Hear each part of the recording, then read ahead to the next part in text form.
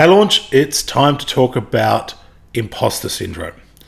This is a mindset that comes up a lot as students and new graduates. It's something that can really negatively affect both your enjoyment in practice and then your long-term trajectory if we do not get on top of it. It's been incredibly requested, a discussion around this. If you go through the chat, there's been numerous conversations it's had. And so we're going to deep dive today to understand what it is, the general 5 subsects or types of imposter syndrome, and then of course strategies that you can start to push you in the direction to overcome it. But I want to start with the fact that everybody deals with this. And I would almost argue that anyone who's never felt imposter syndrome, it's probably because they're not actually very good at their job and they don't care, rather than the other way around, as we often believe. I've definitely experienced in my career. I've definitely experienced it still as I step forward and start mentoring and developing people. It's part of the deal. And so, as we've discussed numerous times, part of getting over imposter syndrome is developing proof in the form of results and other things in your career.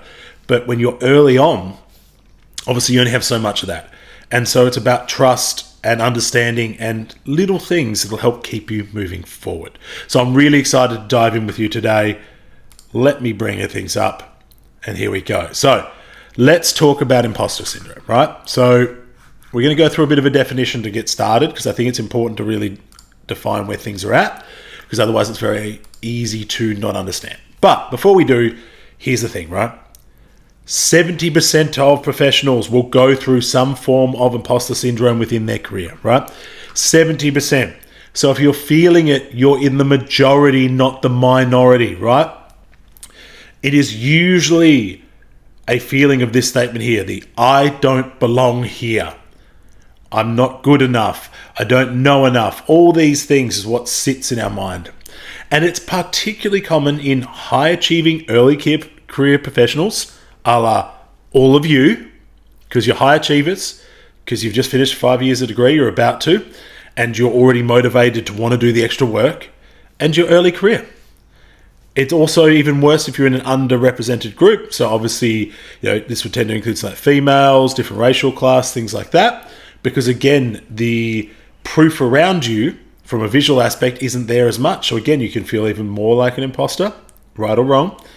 And it is particularly high in healthcare, because we care so much about people that it's very easy to get in our own way. So all I want to really reinforce here is that you are not alone. It's something that is very common, and it's absolutely something we can work through together. So that's exciting. So let's go. So what is it? So by definition, it's the internal experience of believing you are not as competent as others perceive you to be. Despite success or achievements, people with imposter feelings fear being found out as a fraud. All right? So basically, you feel like you're just sort of faking it till you make it, and someone's going to figure it out, and it's going to bring your world down. The actual syndrome itself was coined in 1978 by psychologists, and it was for high-achieving individuals. Let's double-click on that. High-achieving individuals, which is all of you. You're all very high achievers, whether you want to admit it or not. So no wonder we tend to feel this way, right? And it's high-achieving individuals who are unable to internalize their accomplishments and live with a persistent fear, again, of being exposed as a fake. So a lot of this is around social pressures and feeling like you're not going to be accepted by your peers, right? Which this comes back to something I've talked about at length, and is the idea of like the curse of knowledge. We think everybody knows what we know. And so if we don't know something, or we're not quite as good as someone else, then we are a fake. Where the reality is you are so far ahead of others, they don't even know you're that far ahead, which is kind of cool. So, the common cognitive and emotional drivers, right? So, there's usually these sort of 5 subcategories, and we're going to go into the actual terminology around them shortly. But you have this, what we call perfectionism bias, where you believe that anything less than perfect is failure. These are those of you that, an A+ isn't enough. It has to be 100%. 90% isn't good enough. Everything has to go. And these are the ones who usually we go through the failure to launch, where You are wanting to run events. Be like, I have to make sure the presentation is perfect before I advertise it. So you spend 6 months trying to figure out the perfect event and the perfect setup and the perfect font and never do the thing and never get the benefit. All right? Then we go to attribution bias. And this is where you attribute all your success to luck and timing rather than your ability. So it's like, I was just in the right place at the right time. I was just lucky that day. It's just the natural history. It wasn't actually me doing anything, right? These are the ones where we just are so bad at accepting compliments. And I'll put my hand up. Number one, I am the most awkward human in history when it comes with people telling you to do a good job. I'm honestly just like, okay, just shush, right? So I'm sure a lot of us have had this. Then the massive one, especially if you're in your first year of graduation, social comparison. Constantly comparing yourself to peers and mentors unrealistically, right? Everyone's graduated and you're all like, how are you doing? How many people are you seeing? How much money are you making? Oh, they're making more than me. It's because I'm no good. It's not true. And it's this idea that we've got to compare like for like. You've got to compare goals for goals, and you have to give yourself time. If someone's been doing something for 15 years, yeah, they're probably slightly further ahead than you. You'd fucking hope so, right? But it doesn't mean you need to bring yourself down. We then go into our fear of failure, right? High anxiety about being exposed as not knowing enough. These are people that are constantly needing the next degree, the next certificate, the next CPD. It's never like they know enough, they consolidate. They always have to know more and find the magical thing because they don't trust themselves. And then finally, low self-efficiency. And it's doubting your ability to succeed in your role. Now, of course, we're all going to have some of this at some stage, right?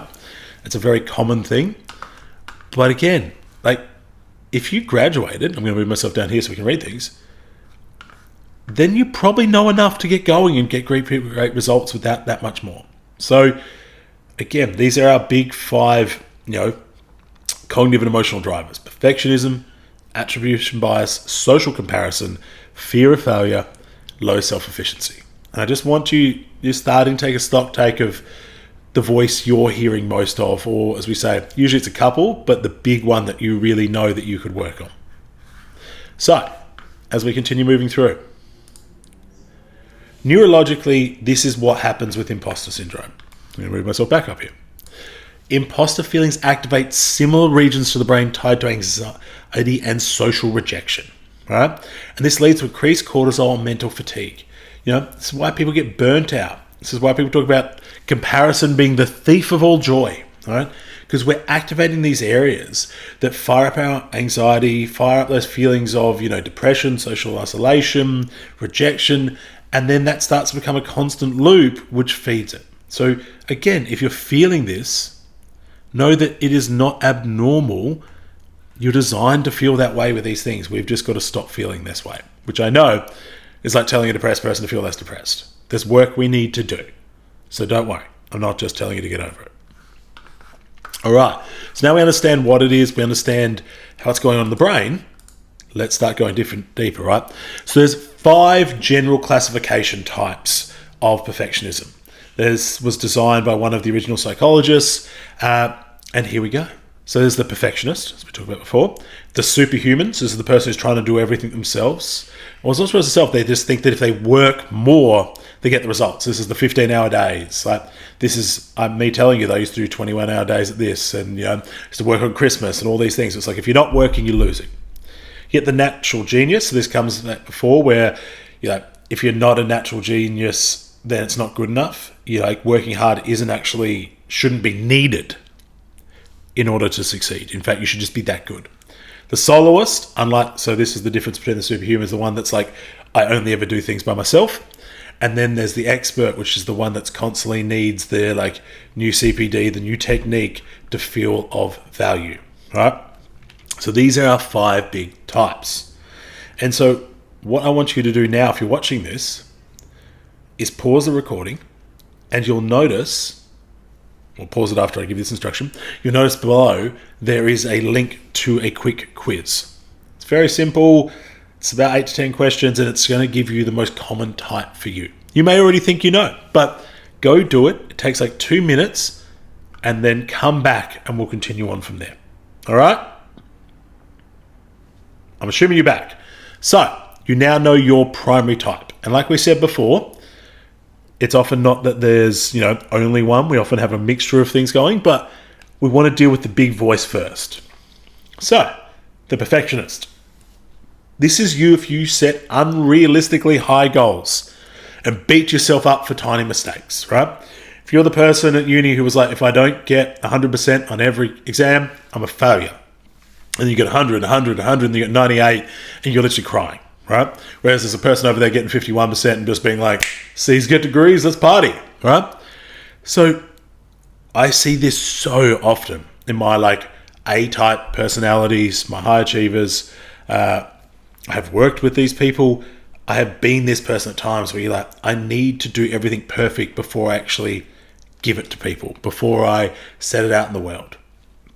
This can be so destructive for your growth because you never do any of the marketing stuff, you never do any of the networking because you're like, I've just got to get things perfect first. And I guarantee you, perfect never happens, and either does you actually doing the work. So that's the perfectionist. Is that you? Next, there's the superhuman. So you push yourself to work harder than everyone to prove you belong, right? You're just non-stop doing all the work. And again, this is not going to help us, right? This is the people that have burnout. People that are just like, push. I'll work every day of the week. I'm going to be in the office 5 days a week. I'm going to be at this thing 2 days a week. I'm no time off, no recovery. Usually there's no strategy. It's just work for the sake of work because you feel guilty if you're not doing something. And I'll be the first to admit, my God, have I gone through this. I'm blessed to have a great mentor group around me and to have had those conversations back and forth and be like, hey, is the work we're actually doing right now meaningful, or are we just filling time? And this is one of those things you really have to look into when you're doing this. So the superhuman, are you just push?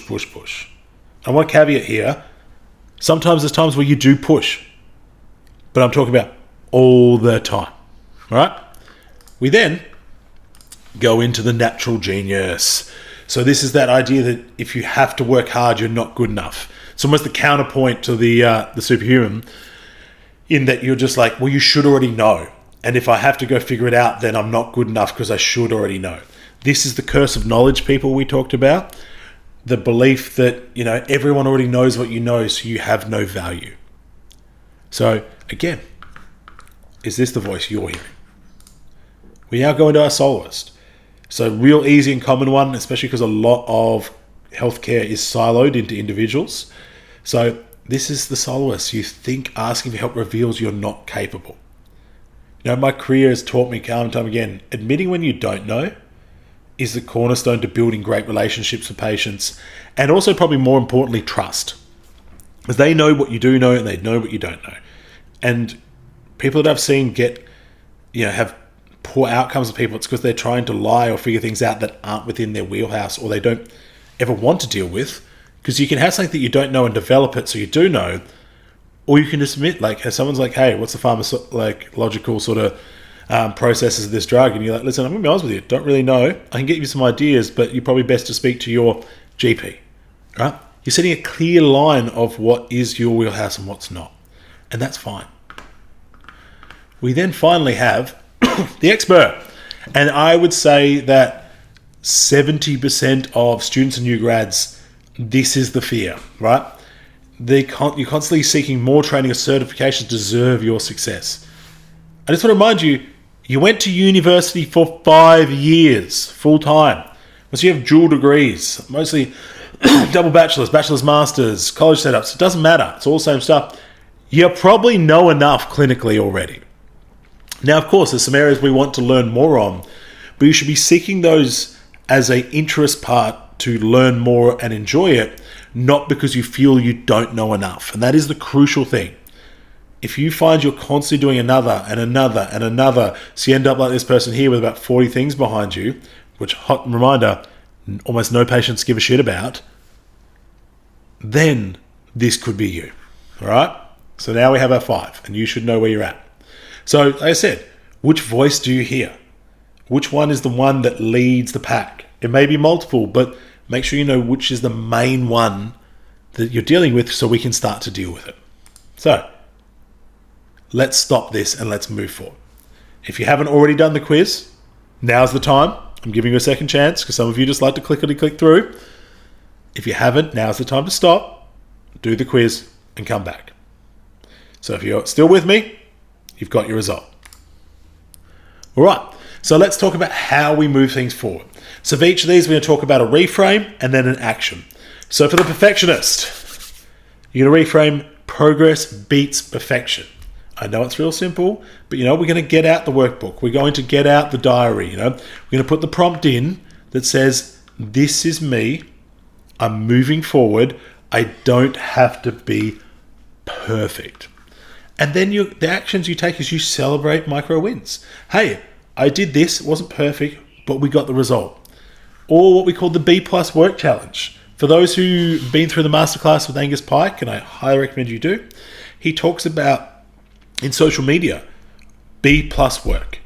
Everything we should do in practice in life should be B+. But the beauty of it is that every year your B+ is better and better. Like my B+ work now on stuff was my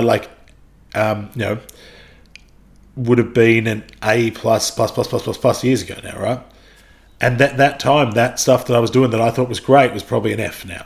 So celebrate those little wins. Hey, I felt really good today. Hey, I knew that person's getting better.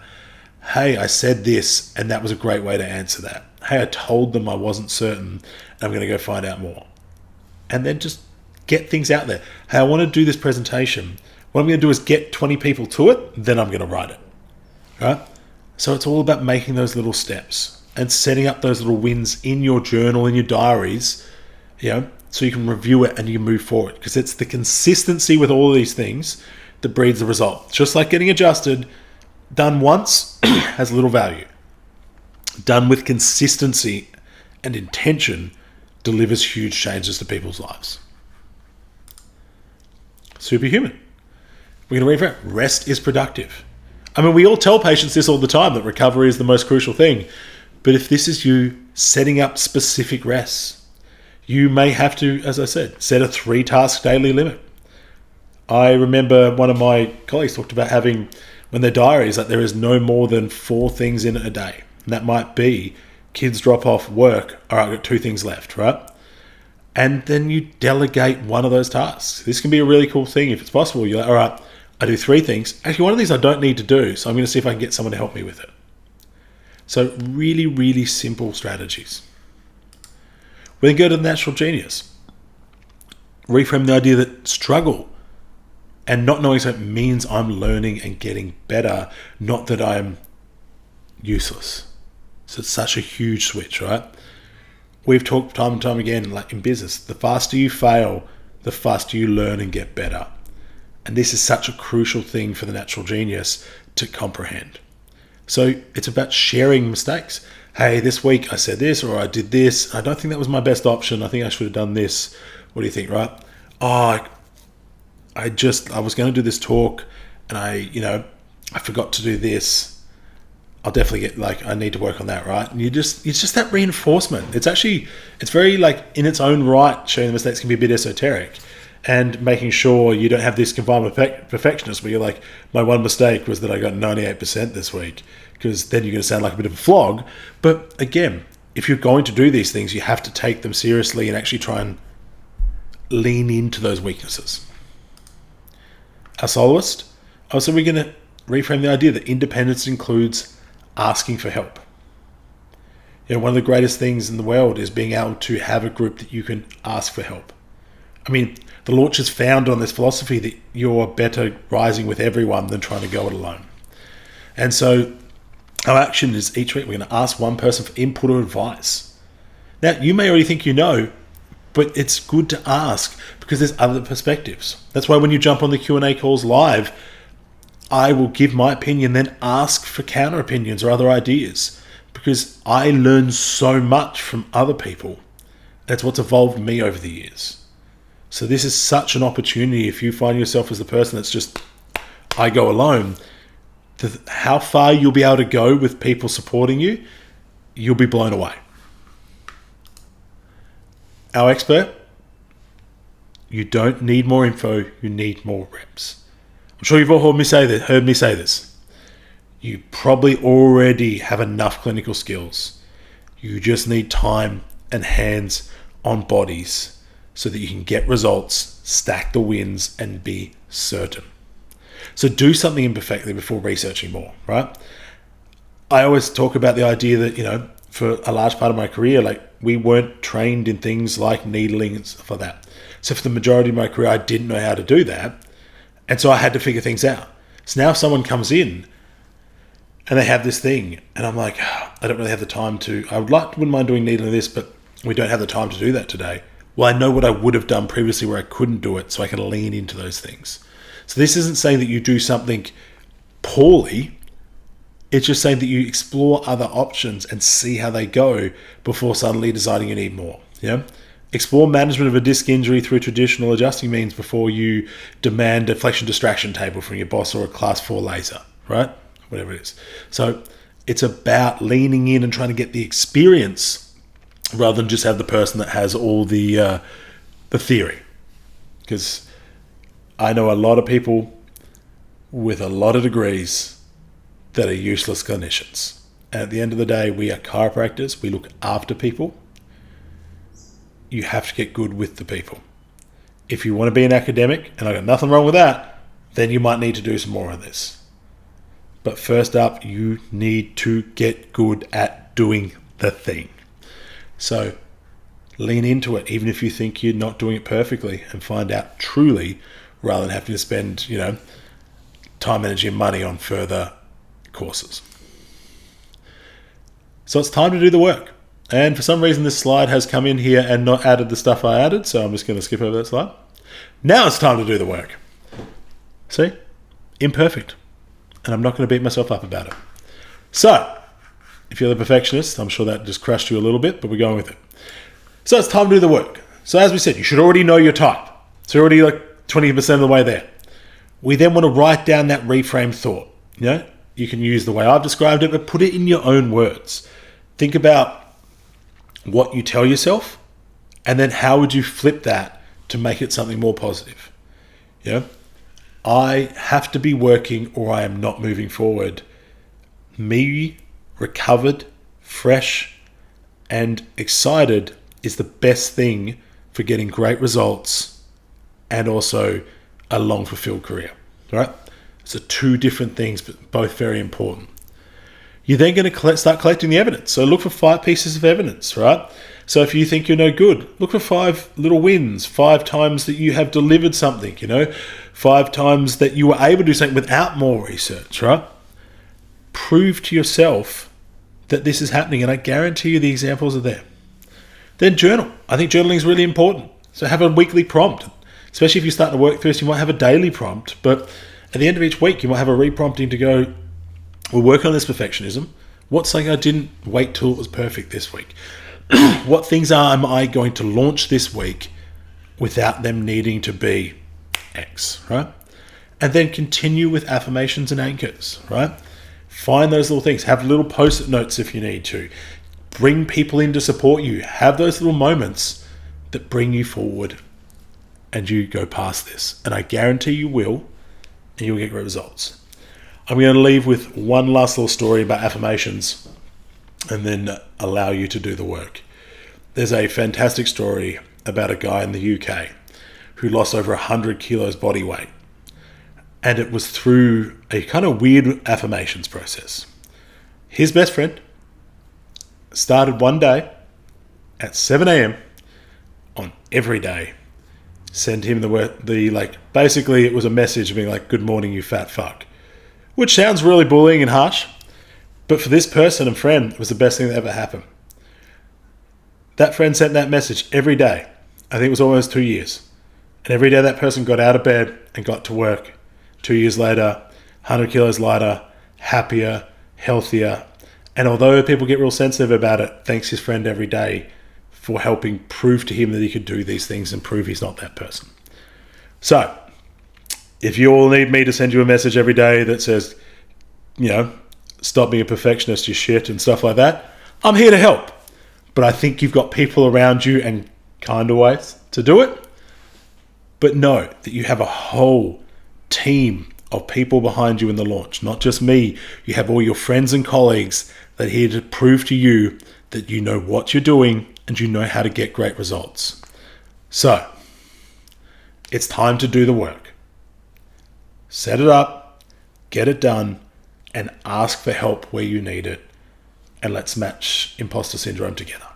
As always, I love continuing the conversation in the chats, so bring it on over there if you have any questions, queries, or any extras you want to give to people to show them how you've got great results for yourself. It's been a pleasure. I'll speak to you all soon.